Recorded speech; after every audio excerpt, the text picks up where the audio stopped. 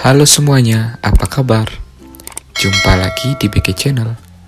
Pada kesempatan hari ini, kita akan mempelajari mata pelajaran matematika. Untuk materi matematika hari ini adalah tentang pengolahan data, yaitu bagaimana cara membaca dan menafsirkan data dan menyajikan data dalam bentuk diagram batang. Untuk tujuan pembelajaran hari ini, bisa kalian lihat pada daftar berikut.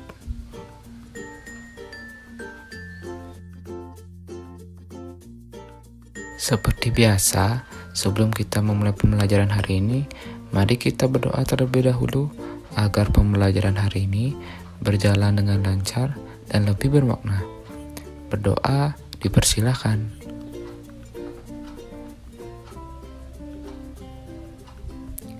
Berdoa selesai. Nah, mari kita mulai pembelajaran hari ini.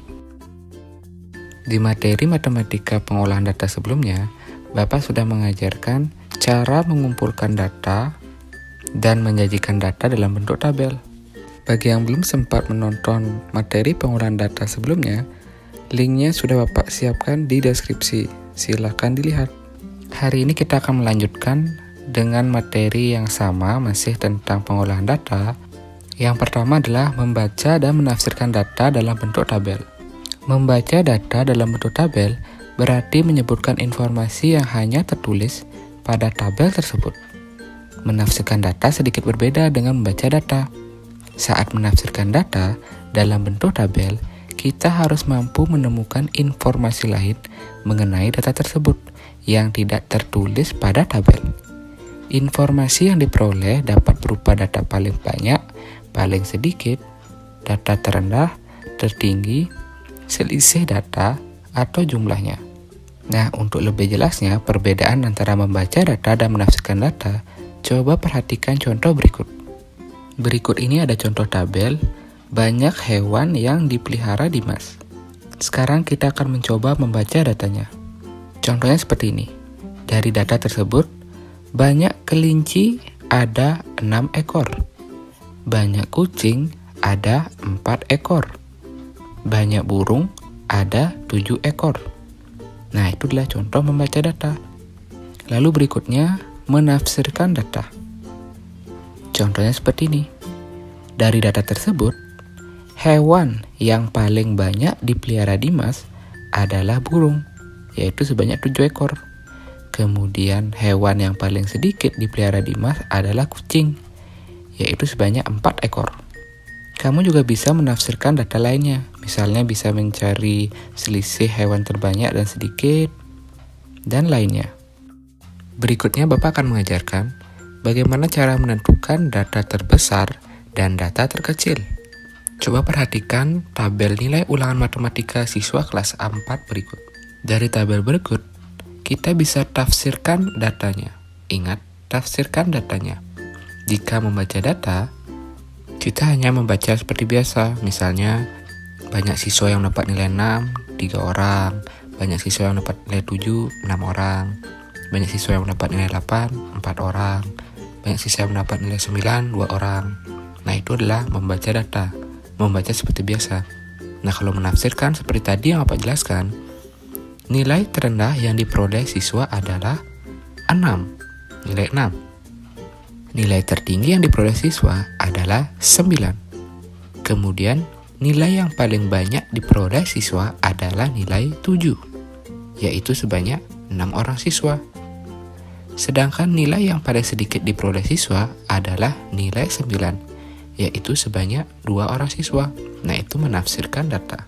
Jadi, untuk data terbesar adalah data nilai 7, yaitu 6 orang.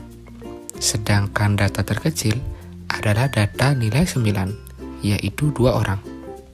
Berikutnya, bagaimana jika kita mencari selisih data terbesar dengan selisih data terkecil? Perhatikan contoh soal berikut. Di sini sudah ada contoh soal, perhatikan. Ini adalah data banyak hewan ternak di desa Sukamaju pada tabel berikut. Kalian bisa lihat tabelnya.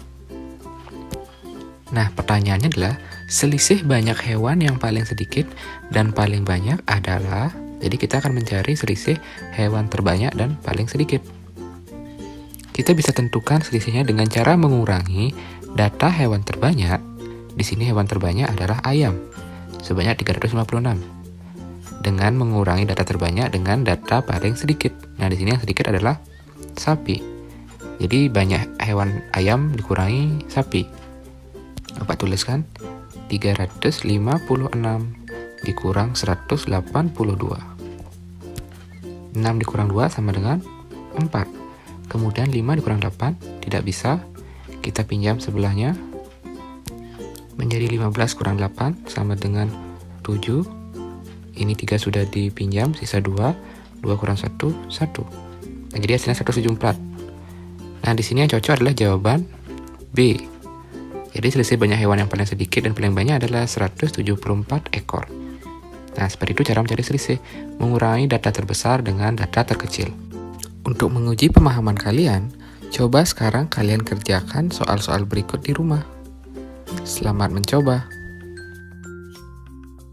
Materi selanjutnya yang Bapak akan ajarkan adalah bagaimana menyajikan data dalam bentuk diagram batang. Sebelumnya kamu telah mempelajari cara menyajikan data dalam bentuk tabel. Selain dalam bentuk tabel, data yang telah dikumpulkan juga dapat disajikan dalam bentuk diagram. Salah satu jenis diagram yang umum digunakan adalah diagram batang. Diagram batang merupakan bentuk diagram yang menyajikan data dalam bentuk batang-batang persegi atau persegi panjang dengan lebar yang sama. Diagram batang dapat dibuat secara tegak atau mendatar. Sebagai contoh, coba perhatikan tabel banyak ikan di tambak milik Pak Reza berikut. Nah, coba perhatikan tabel jumlah ikan tambak milik Pak Reza berikut. Ada lele 550, mujair 450, bawal 350, dan gurame 400. Langkah pertama dalam membuat diagram, kalian harus membuat sumbunya. Ada sumbu tegak dan sumbu mendatar. Nah, di bagian mendatar, kalian tulis jenis datanya. Di sini jenis datanya adalah ikan. Kalian tulis nama ikan. Kemudian di sumbu tegak ada banyak, ada frekuensinya. Selanjutnya kalian tandai dulu banyak dari masing-masing ikan. Misalnya lele di sana 550. Kalian bisa beri tanda-tanda di angka-angka banyak ikan. Seperti ini. Kemudian nanti agar lebih rapi kalian bisa menarik garis ke bawah menggunakan penggaris untuk membuat diagramnya. Contohnya seperti ini. Nah, ini adalah data yang sudah diubah ke dalam bentuk diagram. Ada lele 550, mujair 450, bawal 350, dan gurame 400. Data yang diberikan tidak selalu dalam bentuk tabel, tetapi dapat juga dalam bentuk data acak. Jika data yang diberikan berupa data acak, susunlah data tersebut dalam bentuk tabel terlebih dahulu, sebelum kamu sajikan dalam bentuk diagram batang. Coba perhatikan contoh berikut. Berikut inilah data berat badan siswa kelas 4. Di sini ada data acak, kemudian ini adalah data yang sudah dimasukkan ke dalam tabel. Seperti yang sudah Bapak ajarkan di pembelajaran sebelumnya, kita jumlahkan dulu. Di sini ada datanya. Data berat badan 35, 36, 37, 38, dan 39 kg. Jenis-jenis datanya. Dan di sini adalah frekuensi atau banyaknya data. Seperti ini 35, kamu hitung dulu jumlahnya berapa. Di sini ada 5. Sebanyak siswa 5 yang memiliki berat 35 kg. Kemudian siswa dengan berat 36, 37 kg ada 6 siswa, 38 ada 4 siswa, dan 39 kg ada 2 siswa. Ini sudah Bapak ajarkan di pembelajaran sebelumnya. Nah, setelah kamu menyusun data tersebut dalam bentuk tabel, barulah kita akan memasukkan ke dalam diagram. Jadi data acak ini dimasukkan ke dalam tabel dulu dan sekarang akan dimasukkan ke dalam diagram batang. Pertama kita buat dulu sumbu tegak dan sumbu mendatarnya. Kemudian tuliskan di bagian mendatar datanya, yaitu data berat badan siswa. Kemudian di bagian sumbu tegak kalian tuliskan frekuensi atau banyaknya data. Nah, di sini adalah yang dimaksud banyak siswanya. Sekarang kalian tinggal masukkan data tabel sesuai dengan sumbunya. Nah, di sini di bawah kalian bisa lihat inilah data-data berat badan 35, 36, 37, 38, 39 sesuai dengan data di tabel. Kemudian untuk sumbu tegaknya kalian masukkan banyak siswa, tapi dalam memasukkannya tidak harus sesuai dengan ini. Jadi kita buat dari 1, bisa kalian tulis dari 1 karena di sini kan siswa paling banyak ada 5. Kalian bisa tulis angka dari 1 sampai 10 saja. Kalau rentangnya 1 sampai 100, kalian bisa buat kelipatan 10, 20, 30 sampai 100. Tapi karena ini rentangnya hanya satuan sampai 5 saja, kalian bisa tulis angka 1 sampai 10 saja cukup.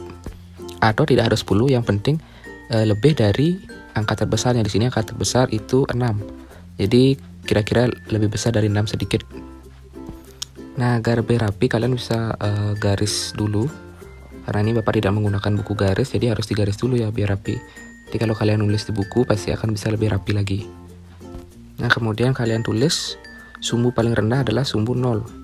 Angka 0 maksud Bapak. Kemudian kalian tulis seperti yang udah bilang tadi, angka 1, 2, 3, 4, 5, 6 dan lebih sedikit besar dari banyaknya. Ya, di sini nilai terbesar 6. Jadi kita ambil 7 saja. Jadi tidak harus sampai 10 ya, yang penting lebih besar sedikit dari data paling banyak. Sekali lagi misalnya seperti banyak ikan tadi kan sampai ratusan. Karena itu sampai ratusan makanya waktu data ikan itu dibuat sampai seratusan. Ada 100, 200, 300, 400, 500, 6 karena kelipatannya ratusan. Nah, kalau ini satuan kita buat kelipatan biasa saja, rentangannya biasa saja. Nah, sekarang kita akan mulai memasukkan data dalam bentuk diagram. Yang pertama, berat badan 35 kilo ada sebanyak 5 siswa. Nah, ini data 35 kita lihat. Kita cari sebanyak 5 siswa, berarti buat diagram sampai di sini. Kemudian yang 36 kilo ada 3 orang, berarti kita buat data sampai di sini. Angka 3. Kemudian 37 kilo ada 6 orang. Nah, ini data kita buat sampai angka 6. 38 ada 4 orang. 4 orang sampai di sini, dan 39 ada 2 orang. Nah, jadi seperti ini cara membuat diagramnya. Jadi data terbanyak di sini adalah berat badan 37, bisa dilihat paling tinggi. Kemudian paling terendah adalah 39 kilo, sebanyak 2 orang. Jadi seperti itu cara mengubah data acak ke dalam tabel dulu, lalu dirubah ke diagram batang. Semoga kalian sudah paham. Nah, untuk menguji pemahaman kalian terhadap materi ini, coba sekarang kerjakan soal-soal berikut ini seperti cara yang sudah Bapak ajarkan. Selamat mencoba. Demikian untuk pembelajaran hari ini. Bapak harap apa yang sudah Bapak ajarkan hari ini bisa kalian terima dengan baik, kalian mengerti, dan kalian resapi. Jangan lupa, jaga selalu kesehatan kalian di rumah, rajinlah belajar. Kita akan bertemu pada video pembelajaran selanjutnya. Akhir kata Bapak ucapkan, sampai jumpa.